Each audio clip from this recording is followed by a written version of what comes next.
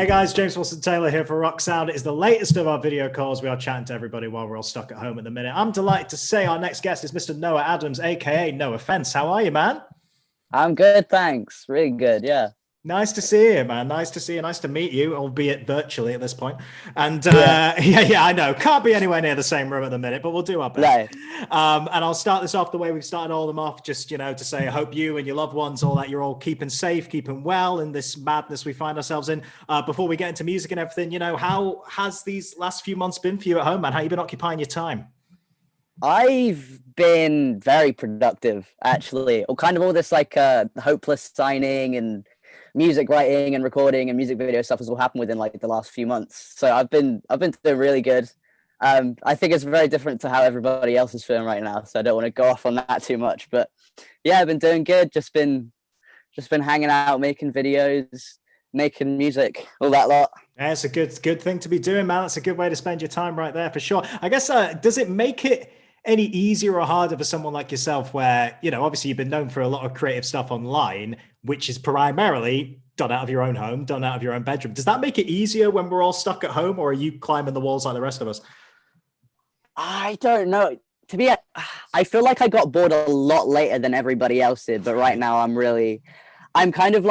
usually kind of introverted. I like hanging out with people, but it's got to the point where I miss parties and I don't even enjoy parties when I'm going to them. So I'm going a bit, I'm getting a bit bored, but I mean, I don't need to leave the house. Everything I can do is like in my bedroom. I can just set up my camera, film a video and put it up, and I can send music over to producers and that lot from my bedroom. So I don't need to go out. It's not too bad, but yeah, it's getting boring. It's getting really boring. Yeah, I think we all feel that right now. No, for sure. But it's good you've been able to keep productive. And yeah, let's dive into it, man. First of all, congrats on the signing news. This has obviously just kind of come out in the last few days, really, at the time of recording. But you signed Hopeless, which, I mean, I can already see by the decoration behind you on the wall, you are clearly a pop punk kid. You will have, I'm sure when Hopeless came calling, you knew exactly what that was all about. Talk to me about getting approached and signing with them. Oh, God.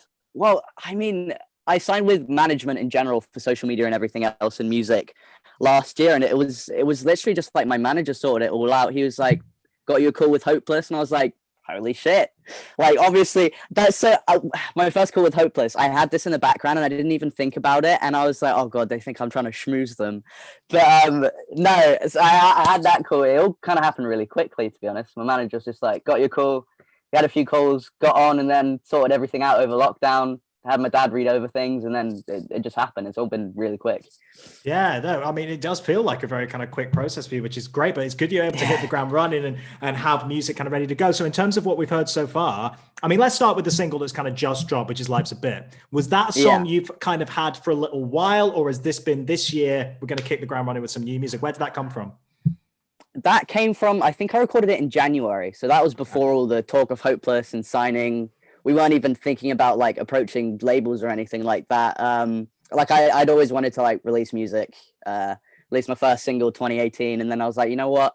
Want to get back into it. Started getting all those songs written. That wasn't really part of the plan with Hopeless, but that was all done this year. And then Underachiever came out, and then Hopeless started contacting us, and it all kind of just like a whirlwind of just like everything happening at once. Yeah, it's cool. And how does it work then? Because you're right, you say, you've been able to go back and forth, I guess, virtually with producers and stuff. How's that worked for you? Are you starting with ideas in the bedroom and then sending them out? How's it kind of developed?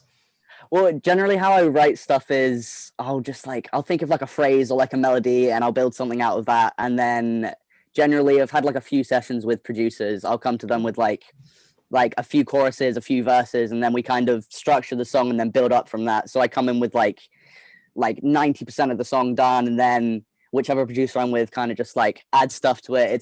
It's fun. Yeah, I enjoy it. Yeah, no, of course, as you will, man, as you will. And again, it's nice seeing even with the music video that came out just this week for Life's a Bit, like big green screen energy, which is great. Yeah. But it's like I love seeing the creative ideas people are coming up with now, where it is like, oh yeah, we need to do stuff on green screen, or we need to do stuff and like that must have been at the forefront of your mind, right? Like, how can we do something at home that's really fucking cool? Yeah, I mean, like it was so the Life's a Bit music video was so fun. That was so fun, and genuinely, initially the idea for that was like the song is about being beaten up a bit. So I was like, maybe it can just be a completely slow-mo video of me being beat up. And obviously that probably wouldn't go very well on YouTube with all the restrictions and stuff. So yeah, we thought about the green screen stuff, and it was my friend Luke that came up with the entire idea. Literally, I was just like, I just want the video to be as chaotic as possible. And he was like, sure. And then he came up with all of that. But the Underachiever music video, we filmed all of that in my house.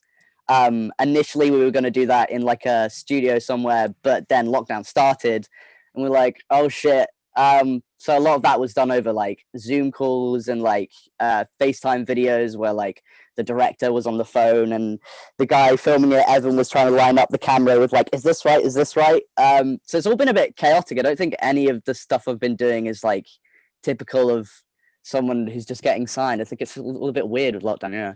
But that's good though, because it's like I do feel like even much more established acts than yourself that have been spending this year figuring out how to do stuff off their own back, how to do that sort of DIY spirit thing, which from the world of YouTube and online stuff, you've kind of got that ingrained into you a little bit already, right?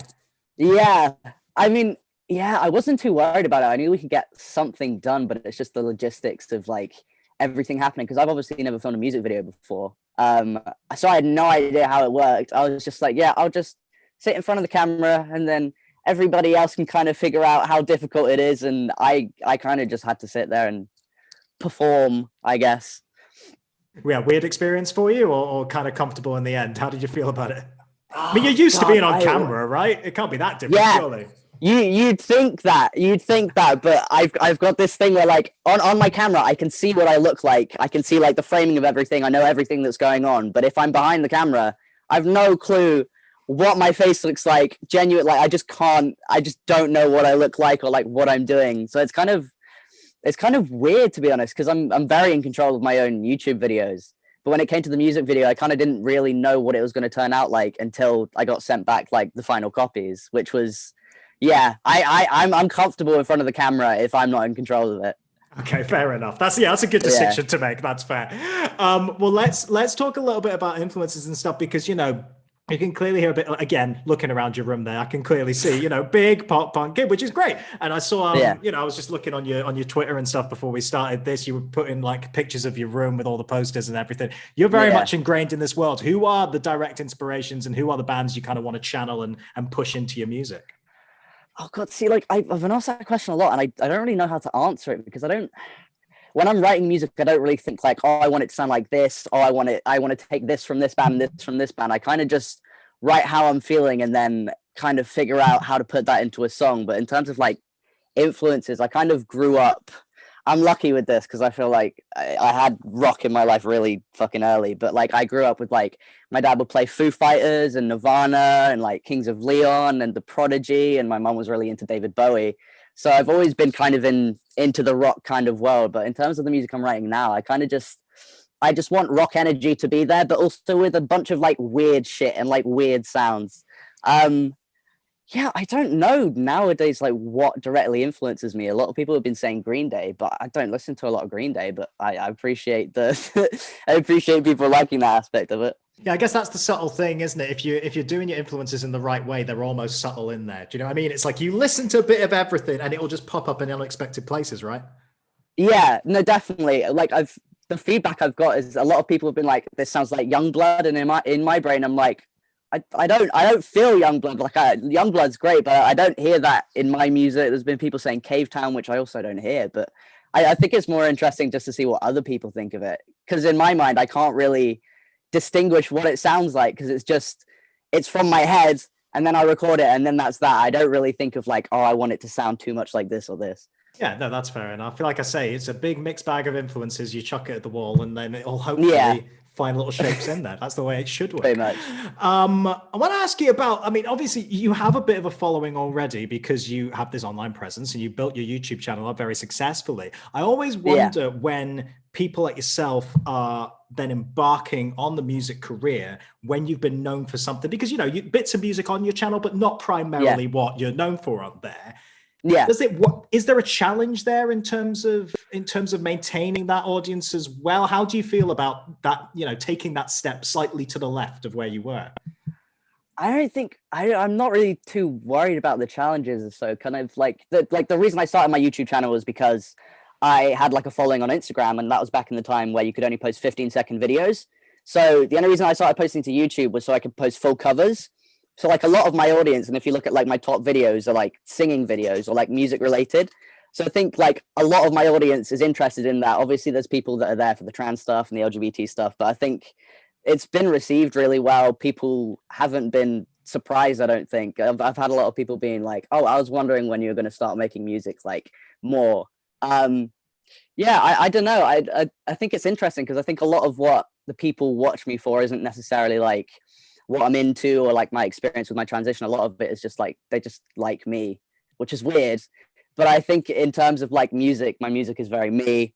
It's very much like my experience with like life and my opinions. But I think people are drawn to that more than like any other aspect, I think. Because there's Yeah. people that have like listened to my music and they're like, I'm not really into rock at all, but this music just sounds like you in a song, which I think I'm good at that. So if I can do that well, I'm not too worried about like alienating some of the audience. Yeah, it's a high compliment if you're able to put yourself across that precisely in your own music. That's a pretty high compliment to your writing.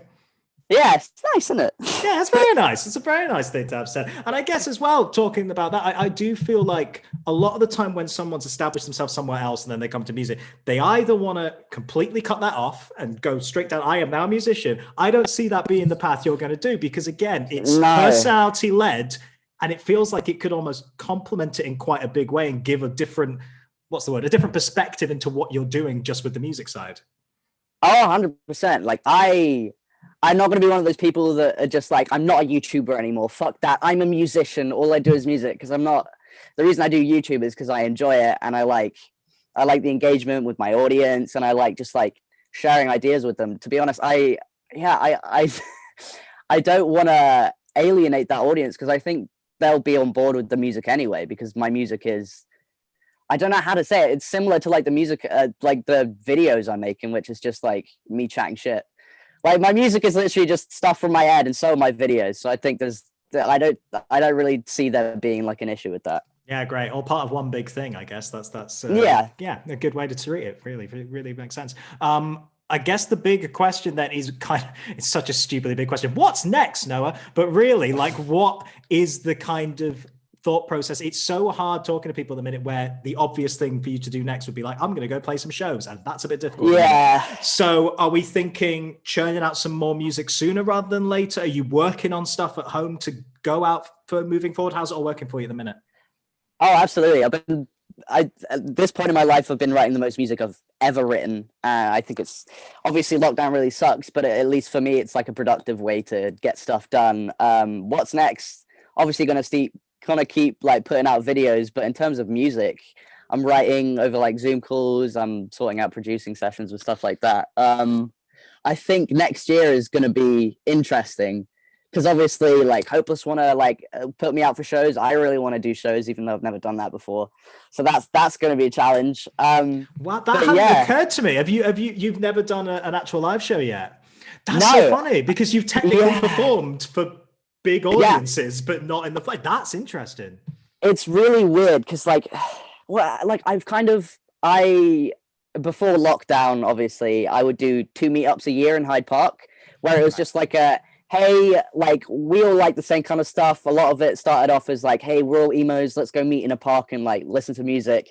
It's kind of turned as like, let's go meet in a park, hang out, make friends with like similar experiences, play ukulele. But in terms of like live shows, every time I've had a meetup, I've brought my acoustic guitar and we've done a few songs, we've done like covers with my friends, and I think I performed like one of my songs there once. But yeah, it's gonna be interesting because obviously I'm very, very interested in rock music and bands, but I've never played a live show and I've not got a band. So it'll be really interesting to see how that turns out, but I'm excited for it.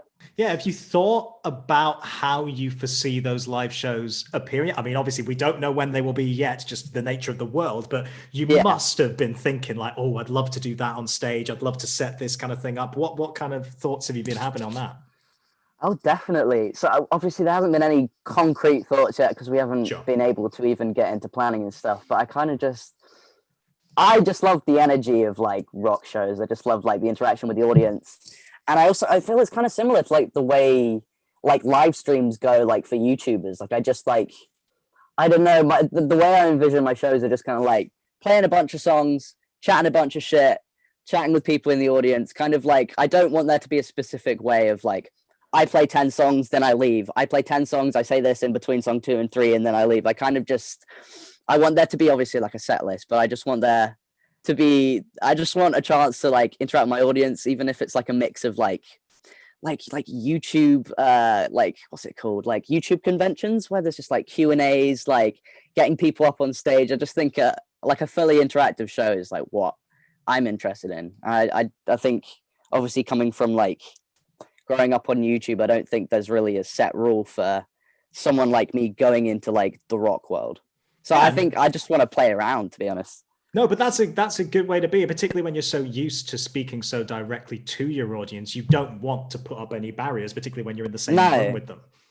no, because see, I always worried about that because I've always wanted to be in a band or like play shows, but I don't see myself as like the kind of like front man that's just like everybody, everybody spin around, circle pit, because like that's great, but that just doesn't seem like me. So obviously it's been weird thinking about how I would be on stage, but I think it's just like I'd think of it like a live stream, like you're just chatting with people, playing a few songs, messing around a bit. I don't really want there to be too much focus on like I am the performer, I am the rock star, and I'm on this stage, and you're all down here to watch me. I don't know. I just think interaction is important and those kind of stuff. Yeah, no, I think for sure. I think that makes a lot of sense. Make it into more of a audience, not participation, but you know what I mean. I guess, well, I guess participation Yeah, to an extent, just not on the stage. But yeah, yeah. it makes sense for sure. I want to ask you as well about who you are working with or who you are looking to work with at the minute. Like you say, you're doing sessions at home, setting up production stuff. Who have you been working with on the production side? And are there any co-writers or any guests you're kind of looking to be working with at the minute? So like I've been working with a bunch of people. I don't really want to say their names because obviously we don't know what's happening with their songs, like Sure. when they're coming out, if they're coming out. Yeah, I've been working with like a few people. The two songs I put out recently, Underachiever and Life's a Bit, have been with Steph Abingdon from he's great. But yeah, in terms of like co-writers, I kind of like have 90% of songs done when I come to writers, and it's more just like having someone there to bounce off of, to bring new ideas in. um I'd be really too scared to kind of like go into a session with nothing and make something out of nothing with someone I've never met. That's terrified to me. I know that's how a lot of people write, but I don't see myself doing that. But yeah, I've been working with a bunch of producers. Obviously don't want to say who because I don't know what's happening with them yet, but it's been really interesting because before I did any of this, I didn't know what a producer did. I thought a producer just like recorded it, mixed it, and then was done with it. But a lot of the stuff I've been doing has been kind of like, hey, I've got this idea, and then they bring other stuff to the table. Yeah, it's more of a collaborative feel, I guess. That's got to be the Yeah. kind of key difference when you get into that proper studio environment. How many songs are in the locker at the minute? I know you don't want to give too much away, but how many songs you got playing with at the minute? I honestly wouldn't be able to tell you. I've got some recorded, I've got some that are half written, I've got some that are just ideas, and a lot of them start just from like voice memos. Like I'll just think of a melody and be like la la la la la. But I don't know, the way I write them, I'll like hear a melody and then in my brain I've already written a full song. But in terms of stuff that's like completely written, completely recorded, I wouldn't be able to tell you, to be honest. There's too many like ideas flying around, and a lot of the time two ideas will turn into one song when I thought it'd be initially two songs. There's some stuff cooking anyway. That sounds good. Yeah, Definitely, there's definitely some some stuff. Yeah, there's some stuff. That's all we need to know. That's all we need to Yeah. know. Here's kind of last thing I wanted to mention as well is that, it was really nice when you announced you were signed and everything. What a positive reaction, like you say, from your audience, but also from a lot of people actually already within our world, within the rock world already as well. People like Dolskin, I saw you were interacting with. Yeah. Like loads of really cool bands like that. I mean, have you had any advice, any kind of nice words of encouragement like that you've noticed? Oh, definitely. Yeah, people have just been really supportive, which is I kind of, to be honest, when I got signed and when Life's a Bit music video came out, I didn't know that like you guys would be writing about me or like any of the other magazines would be like writing about me. So I was like sat in the bath watching the premiere of the music video. So a lot of it's been like overwhelming, but yeah, there's been like Dolskin's great. Dolskin's so great. I saw them in 2018, but yeah, we've had I had a few conversations with those guys, and yeah, there's been encouragement from other people on Hopeless, like just messaging me, being like, "Congrats, like welcome to the team." It's really lovely because I didn't expect that to happen. I thought it would be more of like, "Here's No Offense, here's a song, see you later." But no, there's definitely been people that have been really lovely. Yeah. Ah, it's really nice to see, man. Well, congrats on signing, congrats on the single. We look forward to hearing and seeing what comes next. And yeah, hope to chat to you in the flesh whenever that's allowed. And and check out these live shows, man, in the future. But in the meantime, take care of yourself, and we'll chat to you soon. All right. All right. Cheers. Thank you. Nice one. Good to chat to you, man. Bye, everybody.